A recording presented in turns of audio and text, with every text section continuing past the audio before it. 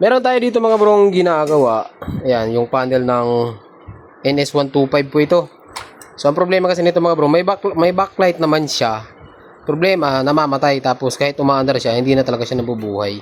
So, ito ay na-repair na lang din naman. Pakita ko sa inyo mamaya. Yung problema niya ganito. Ayan, di ba? May ilaw. Normal po yun. Ito, palitan na rin ng ano to, film. Ayan, polarizing film. Doon pala sa mga naghahanap ng film, marami tayo sa TikTok shop na binibenta ng mga film. Ayan, di ba? Namatay na siya. So, pag pinandar natin yan, ayun o. Hindi na siya nabubuhay. Ibig sabihin, patay na talaga siya. Okay, baka ganito rin yung problema niya mga bro. Meron akong i-share sa inyo. So, bala, kinalas na natin to para bro, baka mo yung ilalim. Yeah. Tigas ah. Ako bunot na. Hawakan mo. Yan. Okay mga bro, ito yung panel or ito yung display. Parang 135 lang. Pero magkaiba sa 135 kasi ito may check engine ano mga bro. Ayan. So, meron akong i-share sa inyo dito mga bro. Kapag ayaw gumana. Okay, so dito tayo. Ayan. Dito muna tayo mga bro. Diba ito ay, kung makikita nyo, hindi tayo gumawa nito. Bali, na-repair na lang din siya. Ayan o, mapapansin nyo dito. Ayan o, bali, halata naman na bagong repair. Or hindi siya bagong repair. Ang ibig kong sabihin, na-repair na siya. Ayan, na-repair na po siya. So, meron siyang mga bypass na mga wire. Ayan o. Meron siyang mga bypass na mga wire. So, ang gagawin natin dito mga bro, kasi kung makikita nyo, kung papag-aralan natin siya, mga bro, ano siya, hindi siya busted yung ilaw. Kasi nga, pag sinusin nyo, umiilaw siya. So, ang pwede natin gawin dito mga bro, ay ibabypass po natin yung kanyang mga ilaw. So, kung baga pagkainon nyo, ilaw na siya. Pero hindi na siya mamamatay. Ganun yung gagawin natin dito. So, ituturo ko sa inyo kung saan kayo magtatap na wire. Malimit dito mga bro sa positive. Okay? Kasi yung negative nito ay bihira masira yung mga backlight niya. Yung gagawin natin dito, ibabypass natin yung positive ng mga backlight. Yan. So ito mga bro, yung mga parts natin dito or mga piyesa natin dito sa likod ng Kawasaki NS. Yan, 125. So ang gagawin natin dito mga bro, okay. So baka kasi hindi nyo makita eh. Yan, i-zoom natin. Ayan o. Zoom natin ha. Ang gagawin nyo dito mga bro, kung nakikita nyo tong 6002, ito to. 6200, hindi yan bearing ha. Makasipin nyo bearing yan. Ano yan? Itong part na to, parang diode to, hindi ako nagkakamali. Ayan. 6200 at dito 102. Ayan, kita nyo ba yan? Malabo lang kasi. Ayan, medyo malabo lang mga bro yung camera natin. Ano? Pero kung napapansin nyo, ang gagawin natin dito, kuha tayo ng ano.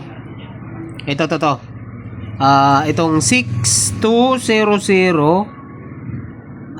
ibabypass natin tong 102. Ito yung positive side niya. Okay, itong R304 na yan, negative side po yan. Ito, positive side po ito mga bro. Ito, positive po yan. So, bali, kailangan magkaroon tayo ng supply dito sa positive na to. Possible nawawalan to ng supply yung positive na to mga bro. Okay? So, gawin natin, kuha tayo ng wire. Magmula dito, ihinang natin papunta dito sa 102. Yan. Tapos, subukan natin mamaya. Kuha lang tayo ng wire mga bro. Yung maliit lang na wire, in case na pumutok or sumabog, hindi siya madadamage yung iba. Kasi parang fuse lang siya. Okay? So, kuha tayo ng wire. Yan. Ulitin ko mga bro. Ulitin natin ha. Baka malito kayo bigla.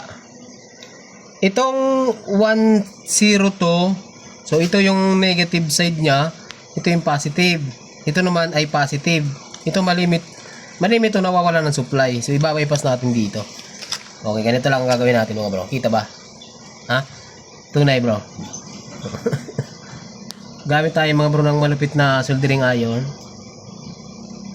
Yan, tapos dito. Wala na, pasmado na mga bro. Yan. Ganun lang. Tapos, ito mga bro, lagyan din natin to.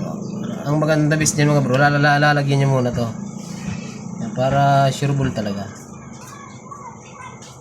Yan, hindi nyo naman kailangan kapalan to. Once na kumapit lang to dito, all goods na yan.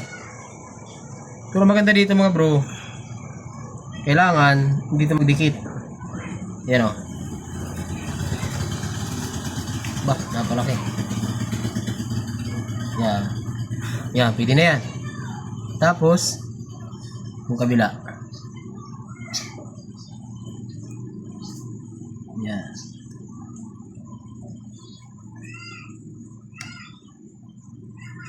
Yan, tunay na yan. Tapos, putulin natin. Yan. Tunay kaya itong ginagawa natin, bro. Putulin natin itong matatalim na to. Okay. Yan. Ulitin natin ha. Itong 6200, bali itinapat lang natin dito sa 102 na diode. Ayan. Subukan natin bago natin ikabit sa housing niya or yung sa case. Ayan. So sa pagkabit nito mga bro, hindi ganito ha. Ayan. So nakaharap yung ganito lang siya. Ayan. Baka kasi magkabali-baliktad eh, magka problema eh. Ayan. Kahit wag na natin ibaon. Okay, pag sinusi natin, ay tunay. Yan, kung kita nyo may backlight, ang normal na mga bro, dapat mamamatay ito. Ayan, patay na dapat yan. Kaso hindi na siya namamatay kasi nakarekta na nga eh. Ngayon, pag pinag-start natin, ayan o. So, hindi na siya namamatay. Yan. Ayos na. Yan. Ayan o. Gumagana yung RPM. Ayun, pag pinatay natin, yan. Patay ang makina. Tapos pinatay natin, patay din yan o. Ayos na mga bro. Para lang mayroong ilaw kasi kapag kagabi, boring. Kapag wala kayo nakikitang ilaw dito, ano bro, no? Boring. Sa'yo lang bro. Mga dito lang yung video natin, basic tips lang dun sa mga may rouser. Kaya sa 135, pwede itong gawin. So baka ganito rin yung problema nyo, gayahin nyo na lang. Remedyo ba? Kasi ginawa na rin to. Gutay-gutay na rin, oh.